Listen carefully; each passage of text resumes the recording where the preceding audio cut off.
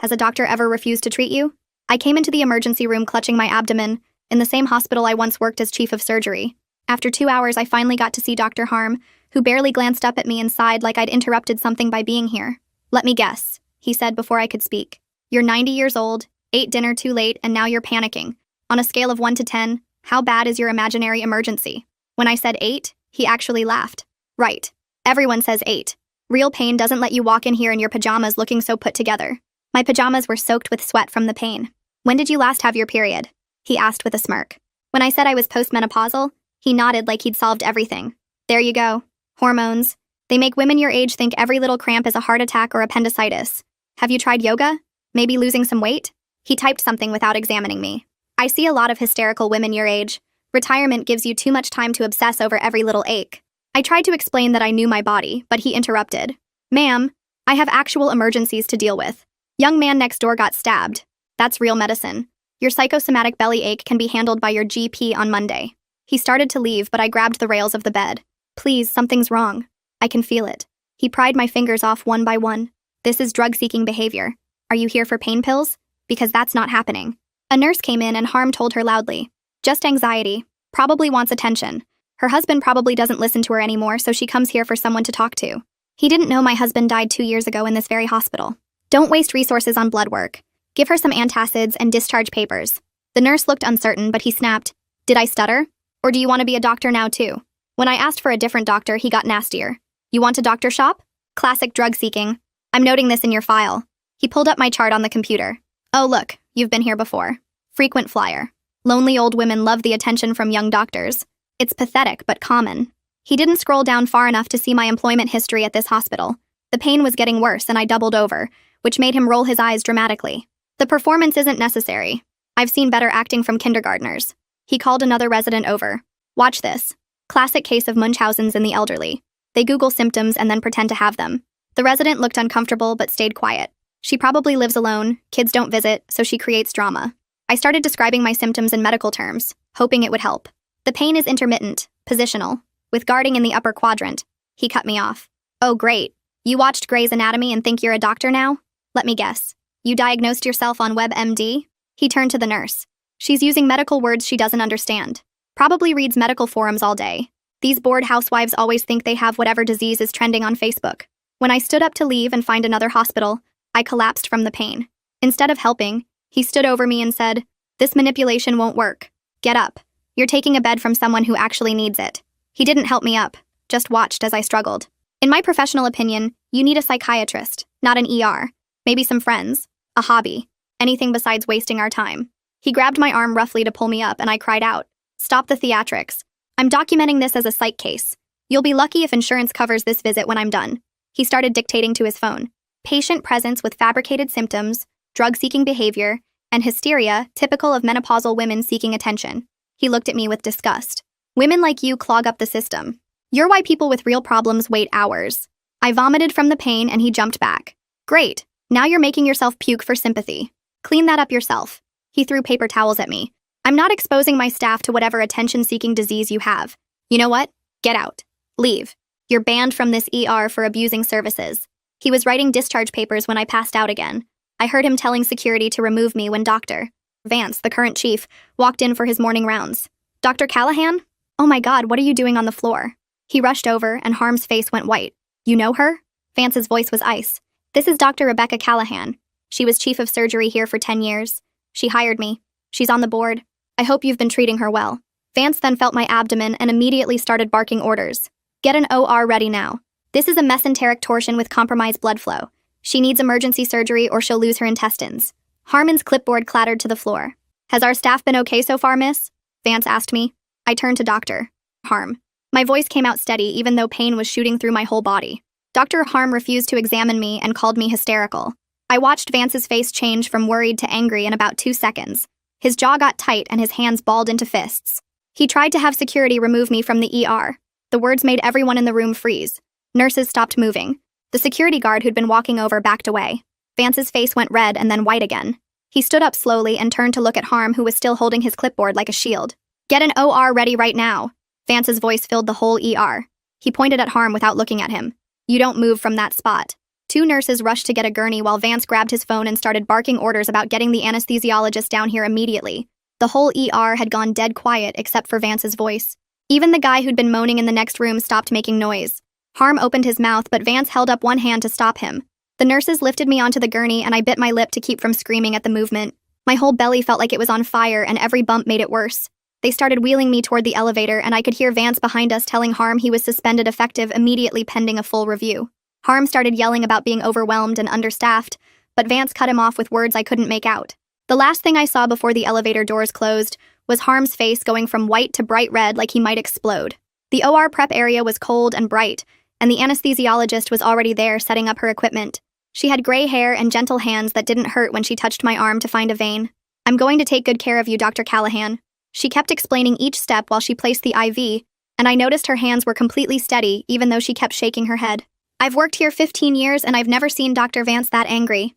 The mask went over my face and she told me to count backward from 10. "I just want to survive this," I managed to say before the drugs kicked in.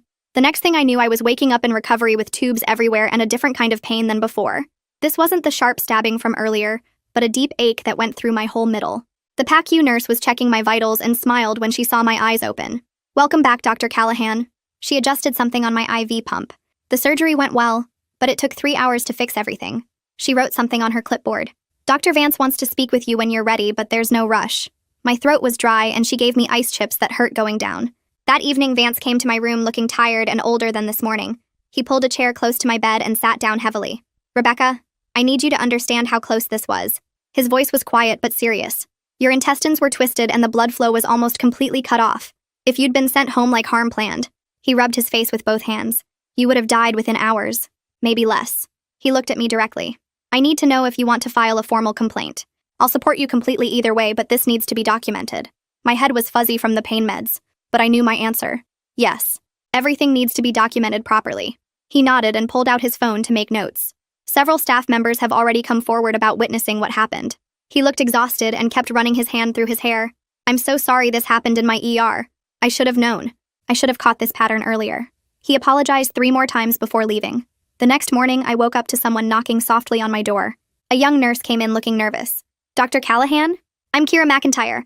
I was the nurse last night when—" She stopped and took a deep breath. "I kept detailed notes with timestamps of everything Dr. Harm said and did to you." She pulled out a small notebook from her pocket and her hands were shaking. I wrote it all down right after because I knew it wasn't right, but I was scared to say anything. She showed me pages of neat handwriting with exact times and quotes. "I can't stay quiet anymore. What he did was wrong and I'll testify if you need me to." She left her personal phone number on my bedside table before rushing out. Later that afternoon, the resident from last night showed up looking like he hadn't slept. Easton Bates stood by the door like he might run away. "Dr. Callahan, I should have spoken up. I knew what he was doing was wrong." He pulled out his own phone and showed me notes he'd typed. I documented everything too. Times, what he said, how he refused to examine you. His hands shook as he scrolled through the notes. "I know testifying might hurt my career, but I have to do the right thing." He talked for a few more minutes about Harm's pattern of treating older women badly, and how everyone knew, but nobody said anything. After he left, I asked the nurse to bring me my medical chart. Reading through Harm's notes made my stomach turn in a whole different way than the surgery pain. He'd entered psychiatric diagnostic codes before I even collapsed. The chart said I was drug-seeking and showing signs of hysteria common in menopausal women.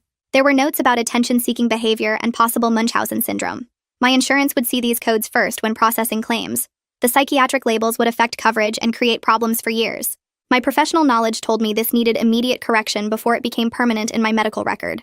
The nurse helped me request official copies of everything. While I was filling out the forms, someone knocked and walked in carrying a thick folder and wearing a hospital badge that said, "Patient Advocacy." Scarlett Blackwell introduced herself and pulled a chair close to my bed, opening the folder to show me different documents and brochures about patient rights. She explained how the complaint process worked, showing me timelines on a chart and pointing to each step with her pen. She wrote down phone numbers for the State Medical Board and Insurance Appeals Office on a card and put it on my bedside table. She mentioned that 3 other women had filed complaints about Dr. Harm in the past 2 years, but none had gone forward with formal investigations. She helped me fill out the initial complaint form, typing my answers into her tablet while I talked. She took photos of the bruises on my arm where Dr. Harm grabbed me and asked if I wanted to file assault charges too. Before leaving, she gave me her direct number and said she'd check on me every day until discharge. That afternoon, my phone buzzed with an email from Pete Gorman in the hospital administration, asking to schedule a preliminary review meeting for next week. The email used formal language about conducting a thorough investigation, and maintaining the highest standards of patient care. Between the lines, I could tell they were taking this seriously, because he mentioned that all security footage from that night had been preserved and backed up. He included a list of witnesses they planned to interview and asked if I had anyone else to add. He also attached forms for releasing my medical records to the investigation team. I signed everything electronically and sent it back within the hour. That night, the pain meds wore off around midnight, and I couldn't get back to sleep. I kept thinking about all the women who came through my ER when I was chief, remembering faces of older patients who complained about pain. How many of them got dismissed like I did? How many went home and suffered or died because someone decided they were just hysterical? I thought about the young nurses who watched it happen and stayed quiet because speaking up meant risking their jobs. The guilt sat heavy on my chest, knowing I'd been part of a system that let this happen. I should have seen the pattern when I worked here, but I was too focused on surgeries and budgets to notice what was happening in my own emergency room. The next morning, my phone rang, and the insurance company representative started reading from Dr. Harm's notes about my supposed drug-seeking behavior and psychiatric symptoms. She said they were denying coverage for the surgery because the initial documentation showed this was a mental health issue, not a medical emergency. I told her about the emergency surgery and the mesenteric torsion, but she kept saying the first assessment is what determines coverage. She read more of his notes calling me hysterical and attention-seeking. The denial letter would arrive in 5 business days, and I had 30 days to appeal. After hanging up, I called the number Scarlett gave me and got connected to Leonardo Acevedo, an insurance appeals specialist who'd handled cases like mine before. He pulled up my records while we talked and immediately saw the problem with the psychiatric coding doctor. Harm entered. He started building an appeal file with Dr. Vance's operative report and photos from the surgery showing the twisted intestine. He explained that insurance companies often deny first and make you fight for coverage, especially with psychiatric codes in the initial assessment. He warned me the appeal could take 6 to 8 weeks and I might need to pay the bills up front while we waited. He'd seen this exact situation before with older women whose real medical problems got coded as anxiety or drug seeking. 2 days later, Haley Stewart from Risk Management called and asked to meet about my situation. She showed up with a leather portfolio and expensive suit, sitting across from me with a practiced smile. She suggested we could handle everything internally without involving the state medical board, saying it would be faster and less stressful for everyone. When I said that wasn't acceptable, her whole demeanor shifted to damage control mode. She started talking about the hospital's commitment to improvement and how they were already implementing new training programs. She pulled out a settlement offer with lots of legal language about releasing the hospital from liability. The number would cover my medical bills if I agreed not to discuss the incident publicly or pursue further action. I pushed the papers back across the table and told her this was about preventing future harm, not money. She left looking frustrated, warning me that going public could affect my position on the board. That evening, I opened my laptop and started writing down everything that happened while the details were still fresh. Each word brought back the humiliation of lying on that floor, while Dr. Harm stood over me refusing to help.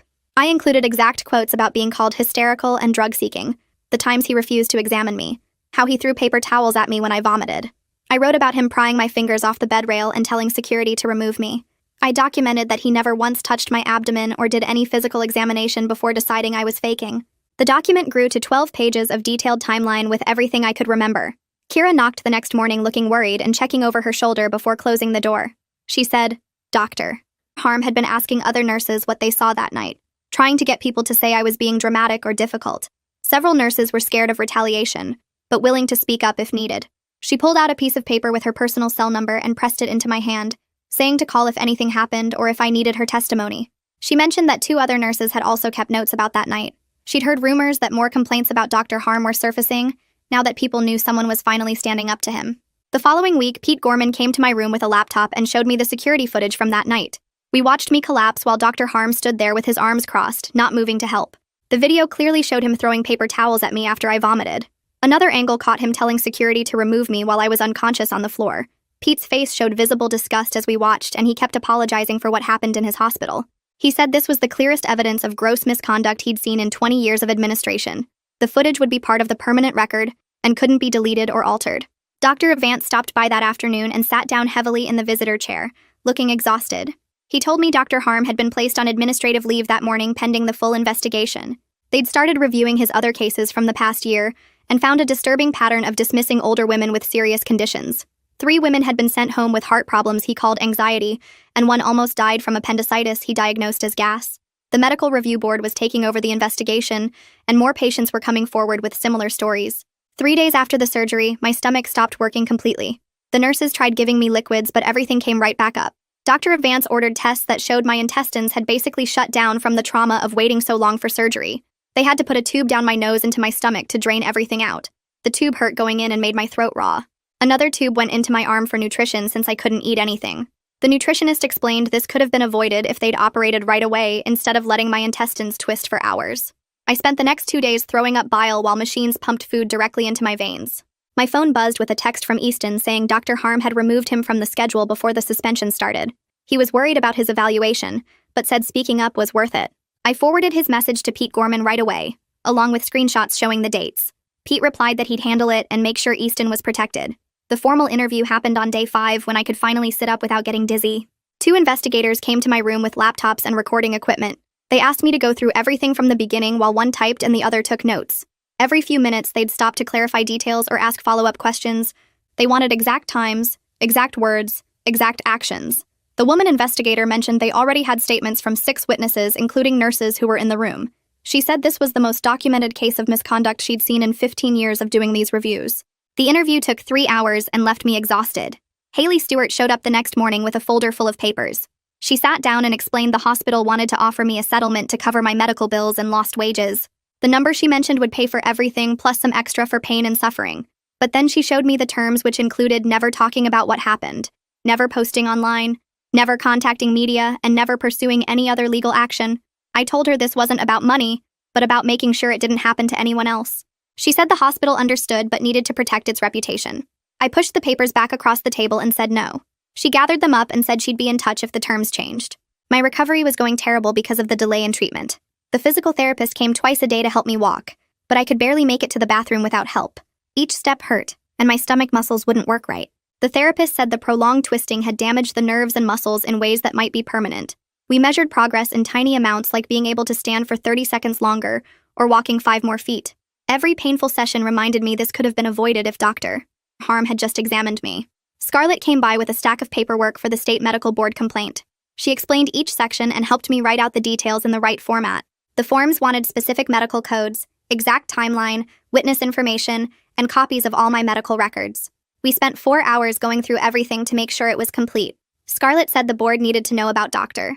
Harm's pattern, even if the hospital handled things internally. She'd seen too many doctors just move to different hospitals without anyone knowing their history. 2 days later, Scarlett called to say 2 other women had contacted her after hearing about my case. Both were older women who Dr. Harm had dismissed with serious conditions. The first one had chest pain he called anxiety and sent home with antacids. She had a heart attack in the parking lot and barely survived. The second woman had stomach pain he said was gas and refused to run tests on. She ended up having her appendix burst at home and needed emergency surgery at a different hospital. Both women wanted to add their stories to the state board complaint. Scarlett was helping them with the paperwork and said having multiple victims would make the case much stronger. Pete Gorman scheduled a meeting for the following week to discuss the investigation findings. The conference room had administrators, lawyers, Dr. Vance, and 2 board members. Pete laid out all the evidence, including the video footage, witness statements, my medical records showing the delay caused permanent damage, and the pattern of similar cases they'd found. The hospital's lawyer reviewed everything and said they had clear grounds for termination with cause. Dr. Vance added that 3 more cases had come to light where Dr. Harm dismissed women over 50 with serious conditions. The board members looked sick as they reviewed the evidence. One of them said this was the worst case of discrimination and malpractice she'd seen. They voted to move forward with termination proceedings immediately. The next day, a certified letter arrived from Dr. Harm's lawyer claiming the investigation was unfair and biased. The letter said Dr. Harm was suffering from burnout, and the hospital had failed to provide adequate support. It threatened a wrongful termination lawsuit if they fired him. The lawyer claimed I was exaggerating my symptoms, and the video didn't show the full context. Haley Stewart seemed worried when Pete showed her the letter, but Pete said they had rock-solid evidence and wouldn't back down. He'd dealt with these threats before, and knew most doctors wouldn't actually sue because it would make all the evidence public. Leonardo called that afternoon with partially good news about the insurance appeal. After reviewing all the documentation and the corrected medical codes, they agreed to cover the surgery and most of the hospital stay.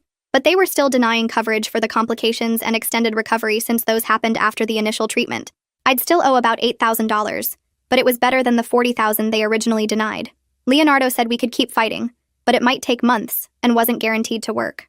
3 days later, Vance called and asked if I'd speak at the monthly mortality and morbidity conference about my case.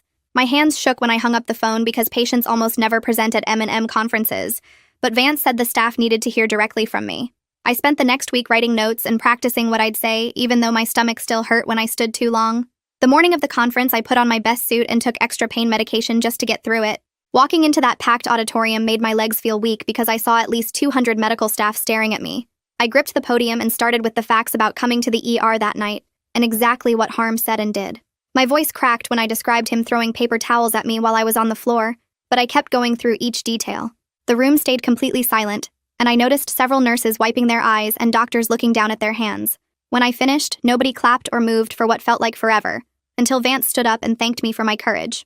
During the discussion period, a young resident raised her hand and admitted she'd seen similar dismissive behavior, but didn't know how to speak up against senior doctors. 3 more residents nodded, and one said the hierarchy made it impossible to challenge attending physicians, even when they knew something was wrong. An older nurse stood up and shared that she'd been written up twice for questioning doctors who dismissed female patients' pain. The conversation got heated when some doctors defended the pressure of emergency medicine, but others pushed back saying that was no excuse for what happened to me. A week after the conference, Pete called to tell me Harm's disciplinary hearing was scheduled, and I needed to testify again. I sat in that conference room facing Harm for the first time since that night, and watched him blame everything on being overworked and stressed. He claimed I was exaggerating and that any reasonable doctor would have made the same assessment given the circumstances. He showed no remorse and actually rolled his eyes when I described the permanent digestive problems I now had from the delayed surgery.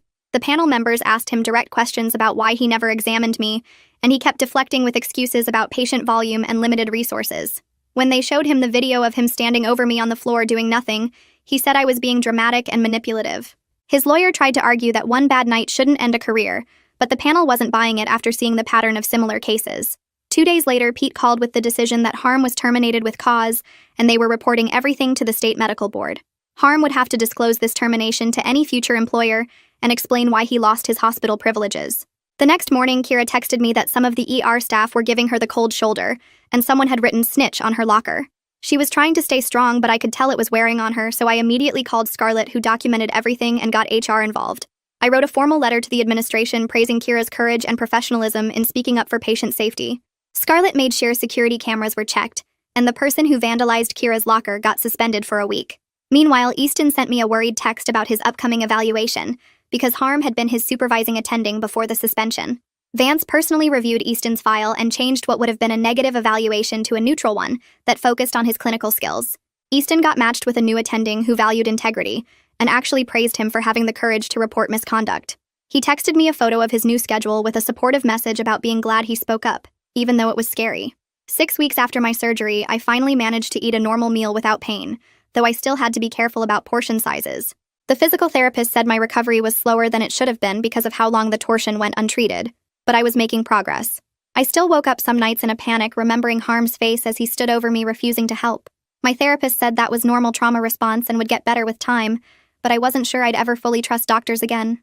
Around that time, the hospital sent out an email announcing new protocols for emergency room complaints and mandatory bias training for all staff. They were putting a patient advocate on every shift and creating a new system where patients could request a second opinion without fear of retaliation.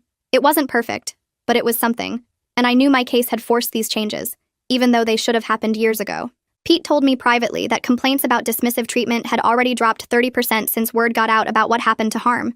2 months after the incident, I walked back into the hospital boardroom for my first meeting since everything happened. Several board members came up to me before the meeting started to express their outrage about my treatment and support for the changes. When we got to new business, I made a motion to triple the funding for patient advocacy programs and require quarterly reports on complaint patterns. The vote was unanimous, and the board chair said this would be her personal priority going forward to make sure nothing like this ever happened again. 3 weeks later, the state medical board investigator called and asked for copies of everything I had. I spent the whole afternoon scanning medical records, witness statements, and the security footage Pete had saved on a flash drive. The investigator, a woman who sounded tired on the phone, said they'd already gotten 4 other complaints about Dr. Harm from different hospitals where he'd worked before. She wanted me to come in for a formal interview next week, and said they were taking this pattern very seriously. I drove to their office downtown and spent 3 hours going through every detail while she typed notes and asked follow-up questions about specific things he'd said. She showed me a thick file with his name on it and said mine wasn't even close to the worst case they'd documented. 2 days after that interview, I went back to the hospital for a follow-up appointment and noticed the ER had a different feel to it. The new doctor they'd hired to replace Harm was a young woman who I watched greet every patient with eye contact and a real smile. The nurses seemed more relaxed, and I saw one actually challenge a diagnosis without getting yelled at. Kira saw me in the hallway and pulled me aside to tell me how much better things were now that everyone felt safe speaking up for patients. She said complaint rates had dropped by half already, and staff were actually happy to come to work again. That same week, Scarlett called to say 2 other women who'd filed complaints about Harm wanted to meet with me. We gathered at a coffee shop near the hospital and spent 2 hours sharing our stories. One woman, probably in her 70s, had almost died from a heart problem Harm dismissed as anxiety. The other one had suffered for months with undiagnosed gallstones he'd called menopause symptoms. We exchanged phone numbers and decided to meet monthly as a support group for people who'd experienced medical gaslighting. It felt good knowing I wasn't alone in this, and that we could help each other heal from the trauma of not being believed when we needed help most. The following Monday, my final medical bills arrived in a thick envelope that made my stomach hurt just looking at it. Even with insurance covering most of the surgery, I still owed $8,300 for various fees and uncovered services. I called the billing department and after being transferred 4 times finally got someone who understood my situation. They offered a payment plan of $200 a month and said they could forgive about 30% given what had happened with Harm. It was still a huge financial burden, but at least I wouldn't have to drain my entire savings account to pay it. By the time 3 months had passed since my surgery, I could finally eat most normal foods again, though I had to be careful about portions and timing. My surgeon examined me and said the digestive problems were probably permanent because of how long the torsion went untreated before surgery. He prescribed special enzymes to help with digestion and suggested I might need to stay on them forever. I had to plan every meal carefully now and always knew where the nearest bathroom was when I went out. Some days were better than others, but I was learning to live with these new limitations even though they were completely preventable if Harm had just done his job. The state board finally scheduled Harm's hearing for next month and sent me an official notice to testify. I'd have to drive to the Capitol and spend the whole day there, but I was ready to tell my story again if it meant protecting future patients. The letter said 4 other patients would also testify and they'd have several expert witnesses discussing standard of care violations. Scarlett helped me prepare my testimony and said having multiple victims speak would make the case much stronger. Pete stopped by my house one evening with a folder full of statistics about the ER since they'd implemented the new protocols. Complaint rates had dropped 70%, patient satisfaction scores were the highest they'd been in 5 years, and staff retention had improved dramatically. He showed me graphs and charts proving that the changes we'd forced were actually working. He said the board was so impressed they were thinking about making our hospital's new system a model for others in the state. The next week, I started volunteering with the patient advocacy program 2 days a week. My first day, I helped an elderly man navigate a complaint about a doctor who wouldn't refill his heart medication without an expensive test he couldn't afford. My medical background meant I could translate the technical stuff, and my personal experience meant I understood the fear and frustration of not being heard. By my 3rd week volunteering, I'd helped 12 people file complaints or appeals, and it felt like I was turning my trauma into something useful. 6 weeks after the hearing, the state board's decision arrived by certified mail. Dr. Harm's medical license was suspended for 2 years, and he'd have to complete extensive remediation before he could practice again. The requirements included bias training, supervised practice when he returned, and quarterly reviews for 5 years after reinstatement. It wasn't the permanent revocation I'd hoped for, but it was still significant and would follow him for the rest of his career. That same week, Kira got promoted to charge nurse with a big raise and expanded responsibilities. She came to find me during my volunteer shift to share the news and thank me for supporting her when others tried to silence her. She'd already started training other nurses on how to document concerns and advocate for patients even when doctors pushed back. Watching her confidence grow from that scared nurse who'd whispered her concerns to me to this strong advocate made everything we'd been through feel worth it. 3 months passed before Easton stopped by the hospital during my volunteer shift and found me helping an older woman appeal her insurance denial. He wore his white coat with attending physician embroidered on it and carried himself differently now, more confident but also more careful. He pulled me aside near the coffee station and told me he'd finished his residency with excellent evaluations and matched into a hospitalist position at a teaching hospital 2 hours away. He said that night in the ER changed everything about how he practices medicine, and now he always listens when patients describe their symptoms, especially older women who other doctors might dismiss. He showed me a photo on his phone of his new office where he'd hung a sign that said, "The patient is the expert on their own body," right above his desk. The hospital announced their new annual Patient Safety Award 6 weeks later at the quarterly all-staff meeting, and Pete asked me to present it. They didn't name the award after me, but called it the Courage in Advocacy Award for healthcare workers who speak up against unsafe practices. The first recipient was Kira, and when I called her name, she walked to the podium with tears streaming down her face. She took the plaque with both hands and hugged me, so tight I could barely breathe. The room erupted in applause, and I saw several nurses wiping their eyes. Pete had included a $5,000 bonus with the award, and Kira whispered that she was going to use it for her daughter's college fund. The following spring, I flew to Chicago for a national healthcare conference, where Vance was presenting our hospital's new protocols as a model for patient safety. The conference room was packed with administrators and doctors from hospitals across the country. Vance clicked through slides showing our complaint statistics and staff satisfaction scores while explaining how one incident catalyzed necessary changes. He mentioned my name 3 times and credited me with forcing the hospital to confront its toxic culture. After his presentation, representatives from 12 hospitals approached him about implementing similar programs. A woman from Seattle gave him her card and said they'd had 3 malpractice suits from dismissed female patients in the past year. 2 weeks after the conference, a thick envelope arrived at my house with no return address. Inside was a handwritten letter from a woman named Madeline who lived 3 states away. She wrote that a nurse at her local hospital had refused to let a doctor discharge her without proper testing because she'd heard about our case at a training session. The tests revealed early-stage ovarian cancer that would have killed her within months if untreated. She thanked me for speaking up and said I'd saved her life even though we'd never met. She included a photo of her grandchildren and said she'd get to watch them grow up because of what we'd done. I kept that letter in my nightstand and read it whenever I doubted whether the fight had been worth it.